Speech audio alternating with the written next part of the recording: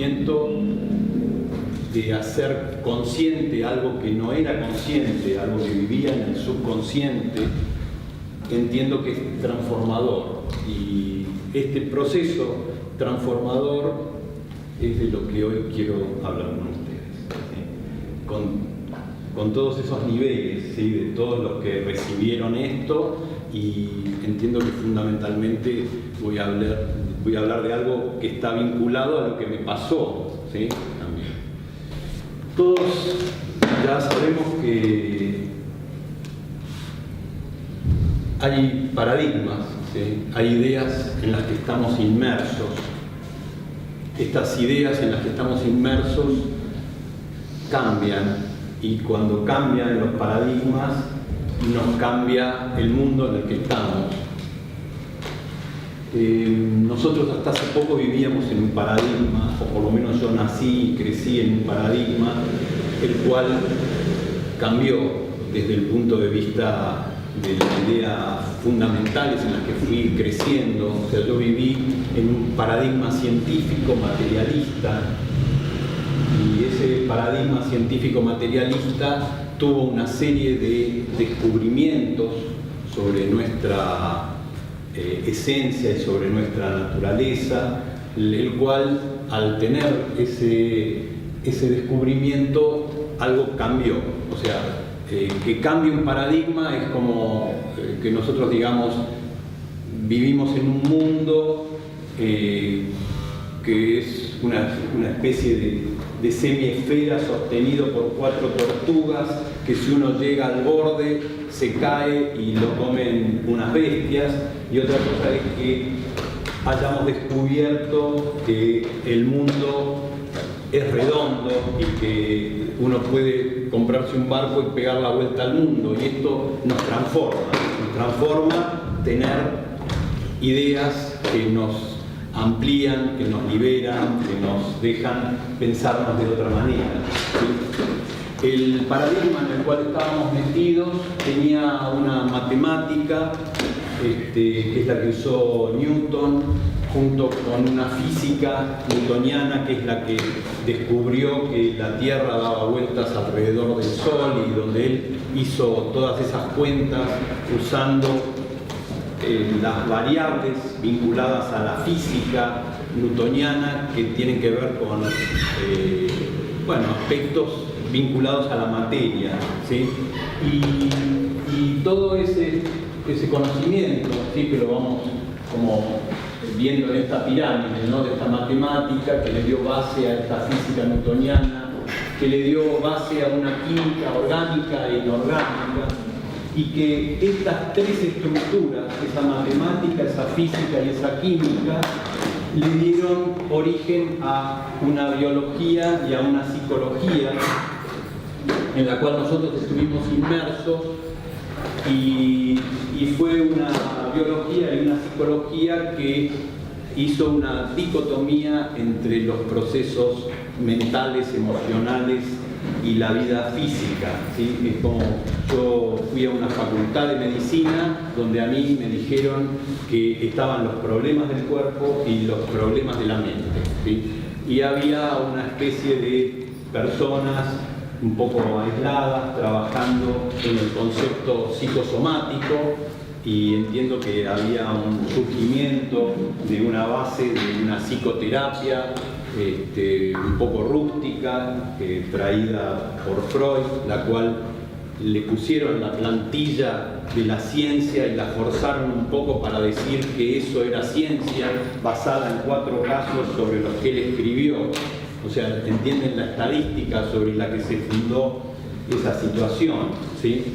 Así que desde ese paradigma en el cual yo crecí y el cual accedí desde el punto de vista universitario a recibir esos conocimientos, entiendo que la experiencia humana que yo mientras tanto iba teniendo no era acorde con esos conocimientos. O sea, yo andaba en búsqueda de un mundo donde estuviera esclarecida la psicosomática, donde se pudiera entender esas influencias mentales, emocionales en la vida física, Y bueno, y mi búsqueda entiendo que empieza primero como ser humano, viviendo la experiencia humana y mientras tanto adquiriendo los conocimientos vigentes y viendo cómo esos conocimientos vigentes también se fueron transformando a través del tiempo. Y entiendo que lo que nosotros podríamos nombrar como nuevo paradigma es que las bases fundacionales de nuestra ciencia, esa matemática rudimentaria, esa física newtoniana, esa química orgánica e inorgánica, se transformaron en la matemática de los fractales a través de todos los descubrimientos que se fueron haciendo, se transformaron en la física cuántica. La física cuántica es un conocimiento donde se llega a comprender que la materia en realidad es parte de un mundo vibracional, o sea, no son pelotitas duras que chocan unas contra otras, ¿sí? Y que son indivisibles y que es lo más chiquito que nosotros podemos conocer, sino que es unas fuerzas en forma de pelotitas. Es como si nosotros pudiéramos entrar en esas esferas pequeñas o ese concepto de que eran unas esferas pequeñas y al entrar ahí entendiéramos que ahí adentro hay un tornado, ¿sí? Y que en realidad cuando nosotros lo tocamos como esferas duras, en realidad son tornaditos. Es como si me encontrara con un tornado acá y lo quiero atravesar y me choco con una fuerza que no me deja pasar, ¿sí? Entonces, ese conocimiento hizo integrar un campo que hace 100 años, o un poco más de 100 años, se intentó dilucidar y ver si eso era real, que ese campo era real.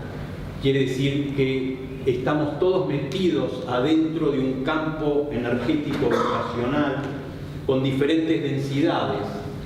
Y hace 100 años no se pudo corroborar y más o menos en la década del 80 se pudo corroborar. O sea, la materia no es materia, la materia son fuerzas, que podríamos decir que son fuerzas vibracionales. En términos de onda podríamos decir que son ondas enlentecidas. Del punto de vista de esas ondas, viven adentro de un campo de ondas, ¿sí? Ese campo de ondas sería que yo estoy metido en un ambiente vibracional, ¿sí? Yo estoy acá y por acá está cruzando el campo magnético de la Tierra, está cruzando las ondas que emana la Tierra, están llegando las ondas que vienen del espacio y yo estoy metido, inmerso en ese campo vibracional y ese campo vibracional está en contacto con mi campo vibracional. Yo estoy intercambiando energía con ese campo todo el tiempo, más allá de que veo estable lo que veo, ¿sí?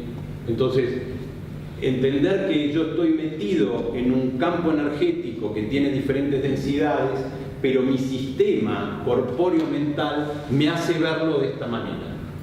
Aunque seamos todos esferas energéticas metidos dentro de esferas energéticas más grandes y estas metidas dentro de otras más grandes y que están todos intercambiando energía entre sí. Estamos recibiendo energía y emanando energía. Bien, entonces, al entender esto como que en realidad yo no soy una entidad separada, yo soy una entidad con un proceso de individuación, pero que estoy intercambiando energía todo el tiempo con el medio y el medio conmigo y yo con los otros y con las cosas y los otros y las cosas, intercambiando fuerzas entre sí, donde no está claro los límites de dónde termina cada uno y dónde empieza cada uno, ¿sí?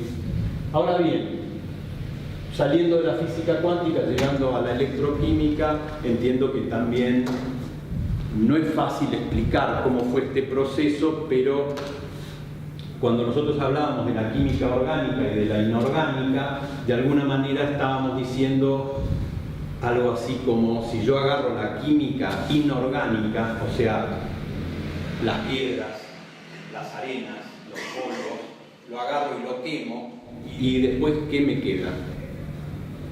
Química inorgánica.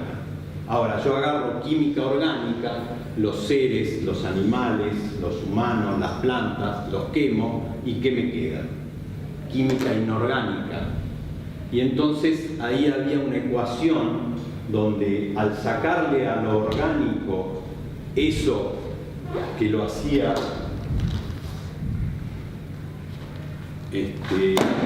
estar vivo, se hablaba de un vitalismo, ¿sí? De que hay un vitalismo incluido en la materia, que es lo que hacía que existieran los seres vivos, ¿sí? Entiendo que esa química orgánica e inorgánica se transformó en algo que es química y física al mismo tiempo, electroquímica. Ahora, con estos conocimientos, entiendo que hubo un cambio de paradigma en nuestro mundo, y ese cambio de paradigma que ocurrió en nuestro mundo, que ya está aplicado a montones de situaciones con la tecnología que nosotros tenemos, no llegó a la Facultad de Medicina, ¿sí? o tiene brotes pequeños dentro de la Facultad de Medicina. Por ejemplo, la maestría en psiconeuroinmunoendocrina, eso es una manera de integrar lo físico y lo psicológico a partir de enterarse de que el sistema psicológico, inmunológico,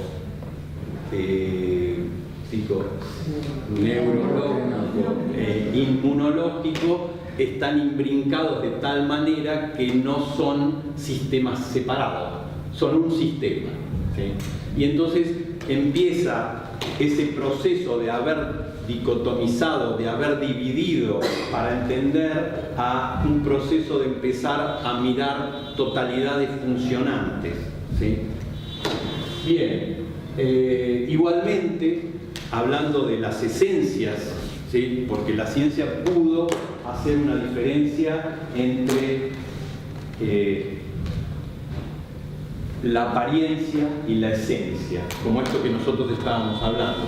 Yo soy una persona que tiene una sensibilidad corpóreo-mental que me hace ver a través de mi sensibilidad las cosas de una manera en apariencia, pero con la tecnología que tenemos sabemos que en esencia es otra cosa, ¿sí? Somos pertenecientes a un campo vibracional, ¿sí? De diferentes densidades, aunque mi sensibilidad me hace ver personas individualizadas, ¿sí? Cosa que no es la realidad en la esencia. Bien, entonces, comprendiendo esto, podemos leer la frase esa del final, ¿sí? de las dos pirámides, donde la medicina todavía no incluyó el campo energético humano, o sea, tiene una mirada materialista, ¿sí? Y esa mirada materialista entiendo que prontamente va a ir modificándose, porque el paradigma ya cambió en tantos ámbitos que seguramente rápidamente se va a ir incluyendo, ¿sí? Bien. Entonces, el concepto este de que estamos hechos, ¿sí? Estamos hechos de materia y onda, era la idea. Ahora, no estamos hechos de materia y onda. Es todo un mar de ondas en el cual estamos inmersos, ¿sí? Bien, gracias a Alex Grey podemos tener artistas que se han dedicado a mostrar este nuevo paradigma, ¿sí? Es como si yo dijera, bueno, si yo miro con mis ojos, veo personas recortadas en su piel. Ahora, si yo mirara con el concepto cuántico a las personas, vería esto, vería las energías que emanan de la Tierra, ¿sí? Vería el campo electromagnético que cubre a la Tierra, vería a los seres humanos con su campo áurico y con sus emanaciones mentales y los chakras y sus reacciones energéticas desde el corazón. Y entendiendo todo lo que nos contó Einstein y Planck en este mundo, sabemos que la influencia en el campo es mucho más poderosa que la influencia molecular. O sea, entrar en la influencia sobre el campo energético es más poderoso que tomarse remedios que impactan molécula a molécula. ¿Sí? Bien. El concepto de eutonía se armó en una época en que hubo personas que desde el punto de vista del conocimiento abstracto llegaron a comprender, o sea, piensen que Einstein hizo la teoría fotónica en 1904, Planck hizo la teoría cuántica entre 1920 y 25. Entonces, estamos hablando de que en esa época ya había gente que sabía esto, que nosotros hoy lo estamos instalando como nuevo paradigma en la vida nuestra, ¿sí? Ahora, hubo mucha resistencia y hubo que descubrir y corroborar un montón de cosas para que eso sucediera.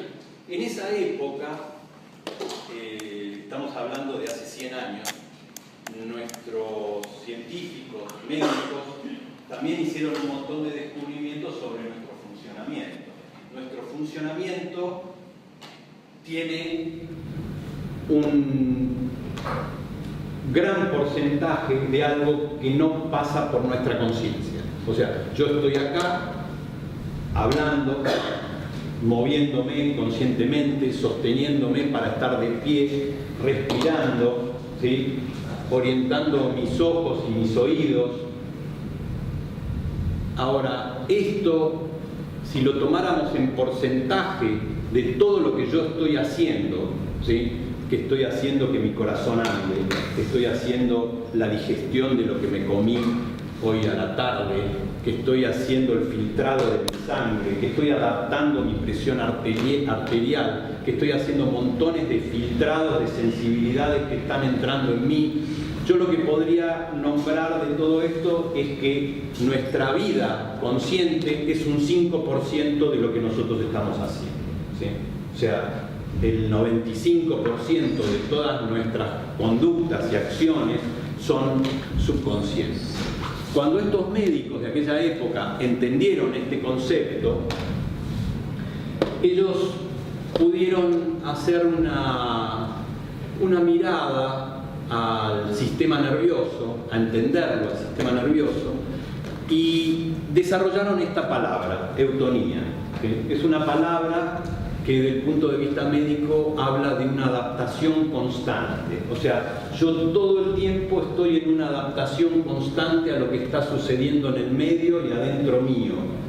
Y esto ocurre en ese mundo biológico subconsciente y en la mente subconsciente, ¿sí? O sea, todo el tiempo estamos adaptándonos a algo que nos permite seguir dando la respuesta que sigue. En el presente estamos haciendo esto, ¿sí? Ese concepto, ¿sí? De que estoy todo el tiempo haciendo una adaptación constante y adaptándome a la situación y el momento, ellos lo llamaron eutonía, hablando de eu como una armonía, como esa capacidad adaptativa, y tonía viene de tono, tono viene de tensión. Y tensión nosotros la usamos para muchas cosas, ¿sí? Por ejemplo, yo me acuerdo de levantar la bocina del teléfono y decir, tengo tono, ¿sí? Entonces, ¿qué quiere decir tengo tono? Tengo una tensión en la línea que tocando unos botones la puedo hacer modular. Y se parece mucho a esto el concepto de eutonía. O sea, yo vivo en una tensión que se está modulando por todo lo que está pasando en mi derredor. Bien, entonces vamos a desarrollar algo de todo esto para entenderlo un poco más claramente. Después hubo médicos como Hammer que usaron también el concepto de eutonía. Hammer es una persona que entiendo que no es muy conocido todavía para la mayoría de las personas, pero es el que trajo el mapa psicosomático más claro, completo, el que habló de cómo entre los procesos energéticos mentales y la vida física, a través de las emociones, se instala una forma en el cuerpo, o se instala una biología dominada por eso que pensamos a través de las emociones en la vida física, ¿sí? Y él usó esta palabra eutonía para decir que mientras estamos en armonía, ¿sí?, entre el día y la noche, entre el reposo y la acción, va sucediendo esa eutonía, ¿sí? Cuando entramos en situaciones de conflicto, ahí la eutonía se interrumpe.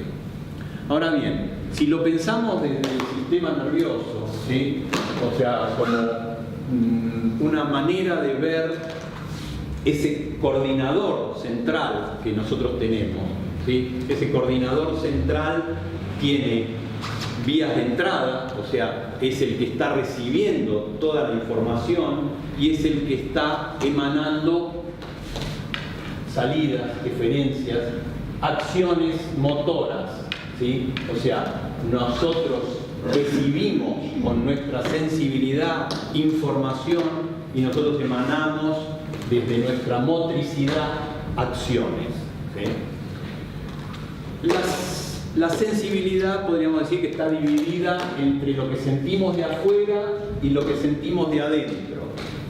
De lo que sentimos de afuera, lo que llamamos los 5 sentidos, son conscientes en un rango. O sea, yo no veo todo lo que podría estar viendo.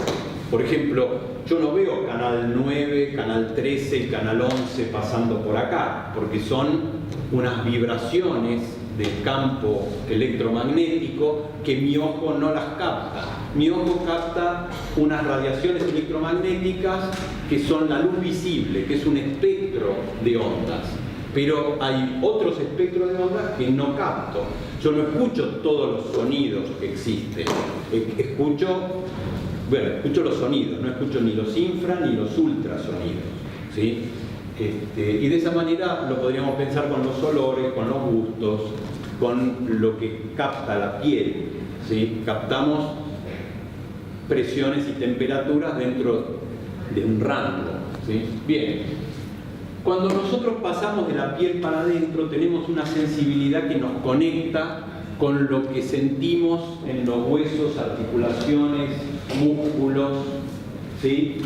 Y eso nos da la idea de cómo estamos en el espacio parados, si estamos en movimiento, si estamos quietos. Toda esta sensibilidad, la sensación del peso, las vibraciones, también es consciente en un rango de lo que está sucediendo. Ahora, cuando empezamos a hablar de la sensibilidad interoceptiva o visceral, ahí entramos de nuevo en los rangos de la vida subconsciente, ¿sí? O sea, yo no sé cómo es mi perfil químico de mi sangre, no sé cómo es mi presión interna, no sé cómo es mi pH, o sea, tengo una sensación general de me siento bien o me siento más o menos o no me siento bien, ¿no es cierto? Entonces, y todo esto tiene sus fluctuaciones. Entonces, la sensibilidad visceral es la sensibilidad que capta mi interior, el interior donde viven mis células, y le informa al sistema nervioso en qué estado está mi medio interno. Y depende de cómo está mi medio interno, le va a decir al sistema neurovegetativo qué regulaciones necesita hacer. Le va a decir qué tiene que hacer mi corazón, qué tiene que hacer mis riñones, qué tiene que hacer mi hígado, qué tiene que hacer mi intestino, qué tengo que hacer con el sistema cardiovascular. O sea, todo lo que le informa el sistema interoceptivo se lo cuenta al neurovegetativo y él hace sus regulaciones, qué tengo que segregar desde mis glándulas. Ahora bien, en el sistema motor somático, eso que nosotros llamamos la actividad consciente y voluntaria, o sea, nosotros fuimos instruidos en que tenemos esa capacidad de movernos consciente y voluntariamente, ¿sí? Ahora, ¿nuestros músculos son conscientes y voluntarios y nada más? Ok. Esa parte que decimos que no, es esto, es la función tónica. De ahí también es parte de lo que sucede con la palabra de eutonía, ¿sí? hay algo en nuestros músculos que no anda con la conciencia, ¿sí? Que son reacción y expresión. O sea, a mí me meten en un lugar frío y mis músculos reaccionan, no consciente y voluntariamente.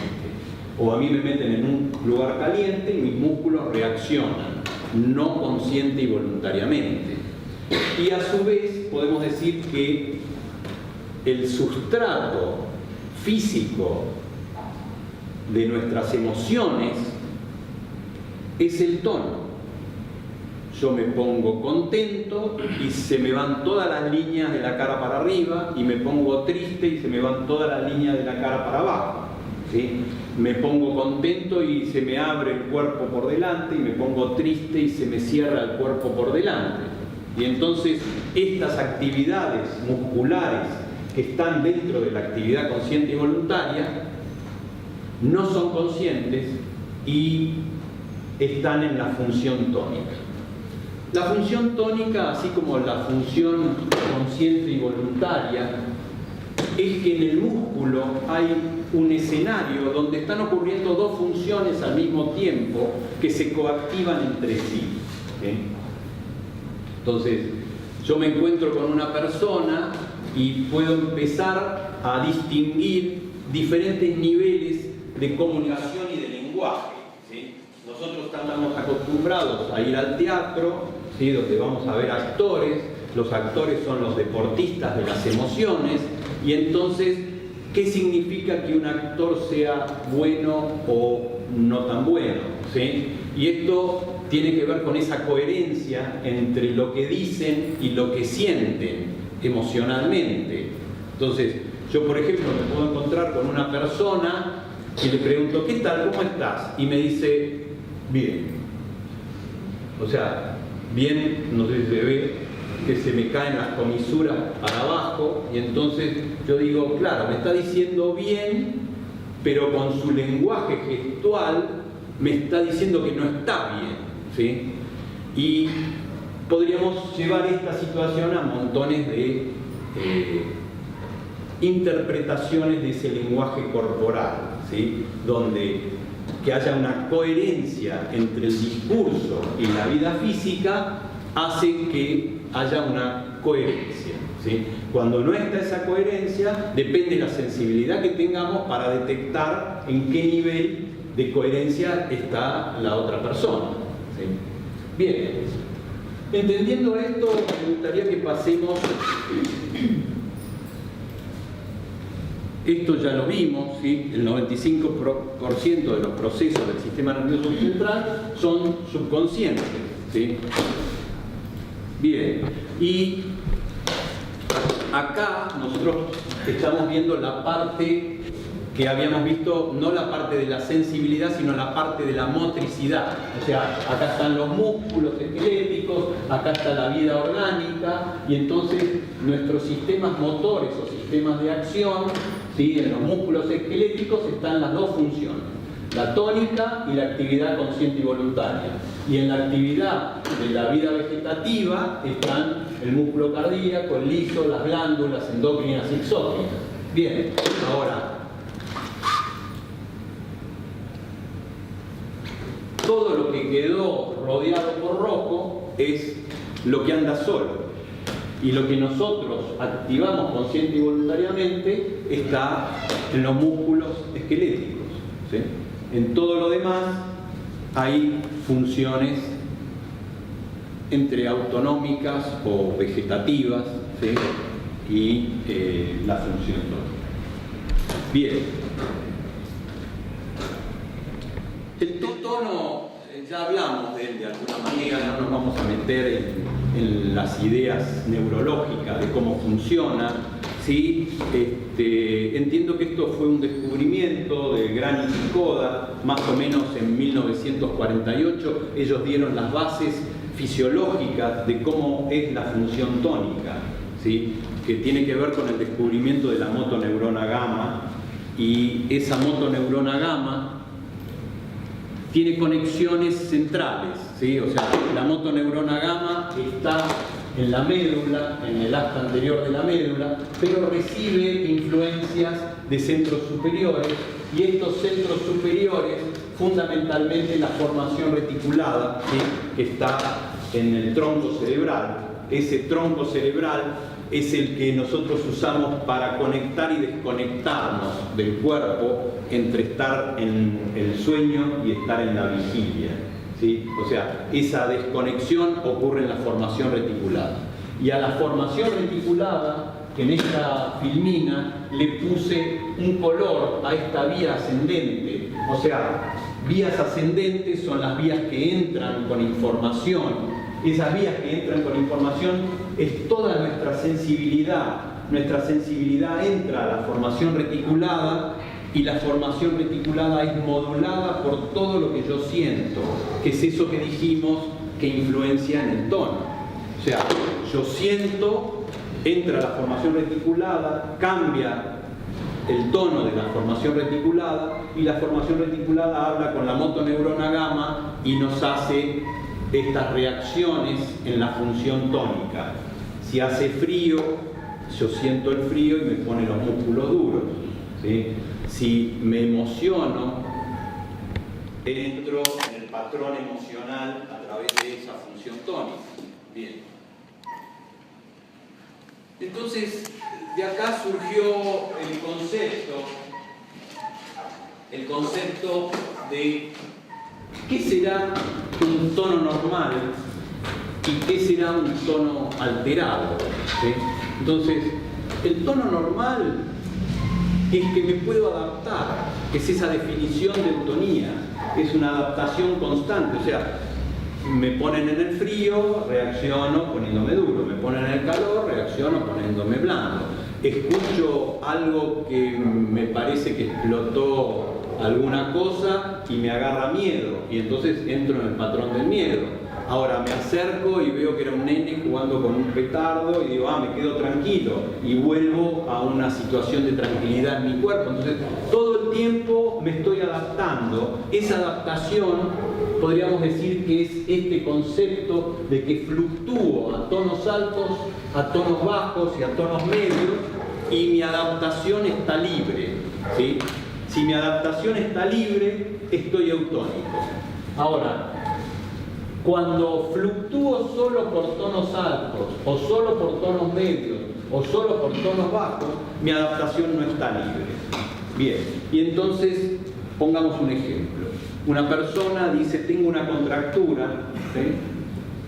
Quiere decir que tiene un músculo más contraído que lo que le gustaría tenerlo, y dice, bueno, esta contractura no la puedo aflojar pensando voluntariamente, solo está reactivo el músculo, y entonces, ¿estará reaccionando lo voluntario o estará reaccionando el tono? Y si reacciona el tono, ¿está hablando de expresión o estará hablando de reacción?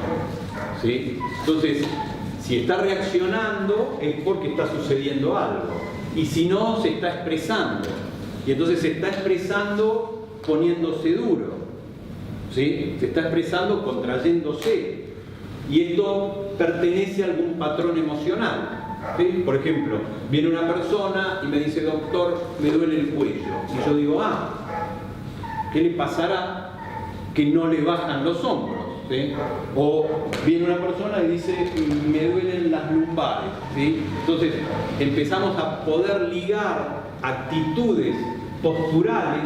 Estas actitudes posturales tienen esfuerzos en la función tónica crónicos que dejaron a la persona expresando algo, ¿sí? Esa expresión dejó alterada la fluctuación en el tono. Todo el tiempo la están manifestando, todo el tiempo la están expresando. ¿Y cómo es que uno está expresando algo todo el tiempo? ¿Sí? ¿De dónde vendrá esa expresión? ¿Por qué a las personas les queda atascada una funcionalidad tónica que está representando algo? ¿Qué les parece? La misma emoción. Porque hay una emoción detrás, por ejemplo. y porque esa emoción que está detrás se está expresando todo el tiempo. ¿Y cómo es que se está expresando todo el tiempo? Puede ser que nuestra vida consciente, que está ocurriendo pensándonos en el presente, pudiendo pensar en el pasado y pudiendo pensar en el futuro, podríamos pensar que la vida subconsciente no vive en ese tiempo, ¿sí? Que la vida subconsciente está ocurriendo en el presente todo el tiempo. Entonces, toda situación emocional que dejó alguna huella se sigue expresando todo el tiempo. Bien. Así como hablamos de zonas duras o de tono alto, podemos hablar de zonas flojas o de tono bajo. Si yo me encuentro con alguien que tiene un pie plano y digo, se le cae el arco, no lo sostiene. O alguien que se sienta y se le desmorona la columna. ¿Sí? Como no solo hay distonías atascadas en tono alto, sino que también hay distonías atascadas en tono bajo. ¿Sí? Que son formas de afrontamiento. O sea, cuando nosotros vemos reacciones en los músculos, lo podemos pensar como yo me puedo encontrar con alguien y alguien que se ponga reactivo y que se ponga duro, o alguien que se ponga blando y se desarme y se someta. O sea, hay diferentes formas de afrontamiento con la musculatura. ¿Sí? Bueno, el subconsciente vive en el pasado. No, vive en el presente. Está todo el tiempo en el presente. Entonces se está manifestando todo el tiempo. En el momento presente, o sea, fuera... No vive en el tiempo como nuestro consciente. Ok. Está pasando eso todo el tiempo. Bien. Entonces, observando estos niveles de observación, o sea, miren la actitud que va teniendo este esqueleto, ¿no es cierto?, que se va moviendo, que va tomando forma, actitudes que lo... Perdón, bien. Ahora, cuando yo miro la estructura osteoarticular de alguien, la veo en estos 4 niveles, ¿sí? O sea, yo puedo decir, por una actitud es una mezcla de postura y la vida psicológica, ¿sí?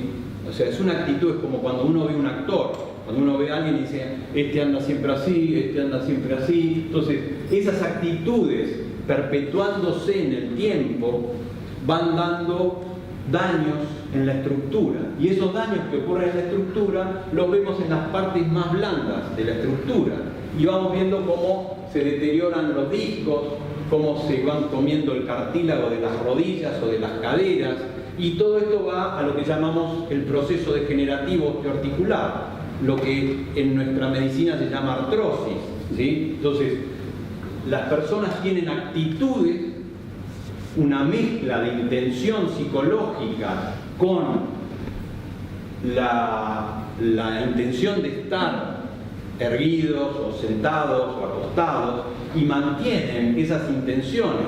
Ahora, ¿qué le pasará a una persona que vive en un sobreesfuerzo en su columna? Digo, podríamos hacer como empezar a entender qué es lo que le pasa psicológicamente a alguien, ¿no? Como si yo me subo a los huesos y apoyo un hueso arriba del otro, puedo tener una tensión armónica que me sostenga. Ahora, si yo para sostenerme hago un sobreesfuerzo, ¿sí? ¿Para qué hago un sobreesfuerzo? Puede ser que piense que si no hago ese sobreesfuerzo no me sostengo, ¿sí? Puede ser que piense que si no hago ese sobreesfuerzo parezco algo que no quiero parecer, ¿sí? Ahora, ¿lo hago conscientemente o surge de la subconsciencia? Puede ser que lo haga conscientemente si trato de imitar a otros, o sea, como una bailarina que se quiere parecer a su maestra y entonces todas se paran igual y todas arman los mismos desejes, se arman las mismas formas distorsionadas con el sobreesfuerzo, ¿sí? Bien, entonces, puedo mirarlo en el nivel intraarticular, puedo mirarlo en un nivel zonal y ver dónde hay discos que fueron magullándose. Puedo mirarlo en el esqueleto completo y ver los ejes completos de una persona, cómo se desvían esos ejes y cómo sobrecargan las articulaciones, porque todo esto está moldeado por esa intención del tono. O puedo verlo en una dimensión donde ya mezclo lo psicológico y lo físico, donde veo la actitud de la persona, donde veo que se flexiona por delante, digo, ah, qué triste que está esta persona, ¿sí? Donde veo que hace un esfuerzo para mantenerse erguido, digo, ah, qué soberbia que es esta persona, ¿sí? Donde veo las intenciones que sostienen en su estructura y lo puedo vincular con la vida emocional.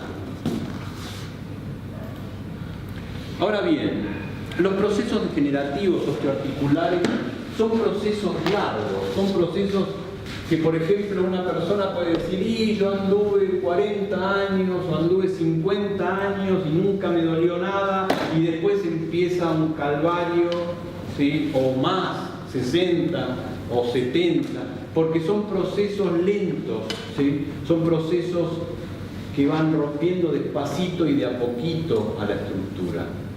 Hay personas, yo siempre digo que así como hay gente que rompe tardemente su estructura, hay gente que lo rompe tempranamente a su estructura, ¿sí? Uno puede decir, bueno, recibo en el consultorio una nena tímida, medio sudorosa, con un montón de seborrea en su cabello, y digo, ah, qué distorsión, ¿no es cierto?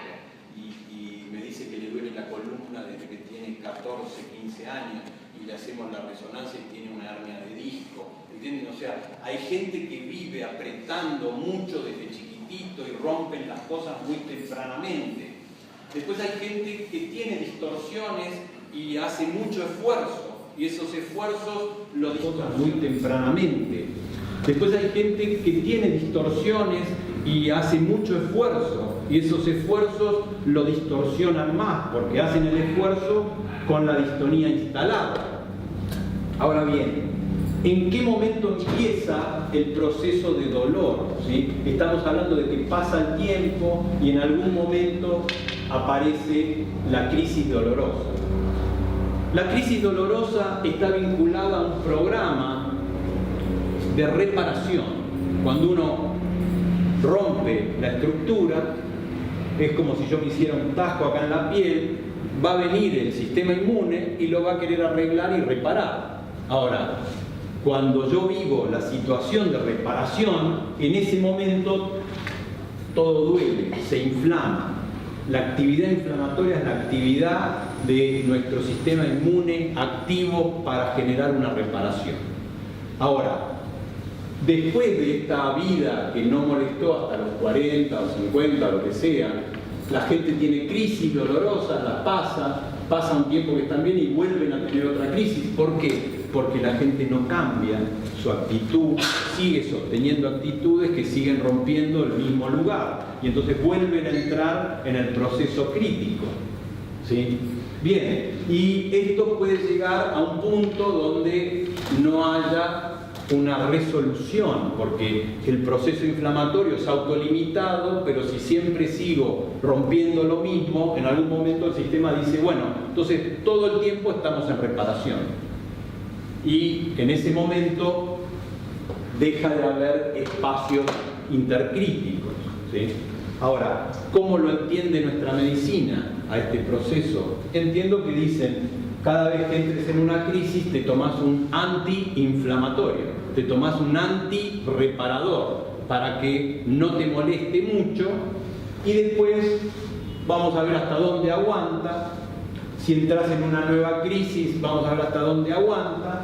Y cuando entras en el proceso donde no hay reparación, porque ya el sistema no puede compensar lo que está sucediendo, entonces ahí viene la intervención protésica o la intervención de fusión o la intervención de que deje de haber función en ese lugar, ¿sí? O sea, esto es lo que logró en el siglo XXI nuestra ciencia. Entiendo que todo el tiempo están pensando que van a inventar el cartílago para volver a meterlo ahí adentro y que se arreglen las cosas, ¿sí? Pero no llegan, no llegan nunca.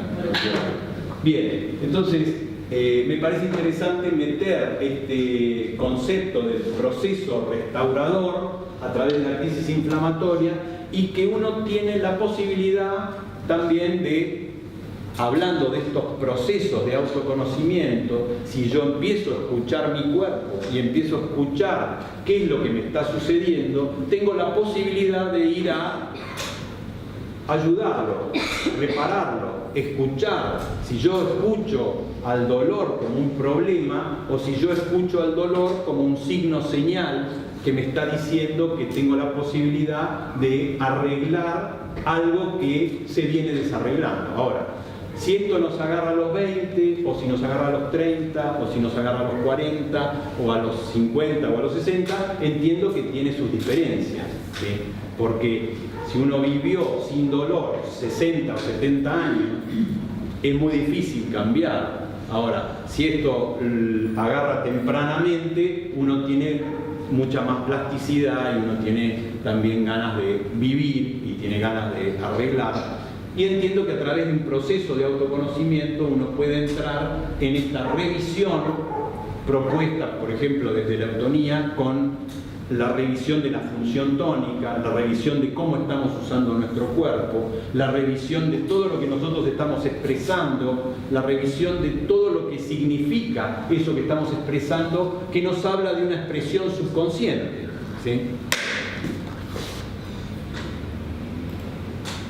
Bien, entiendo que esto es una manera de mirar la anatomía normal y cómo un disco se va machucando a través del tiempo. Esta foto es de una hernia de disco de una mujer de 35 años, ¿sí?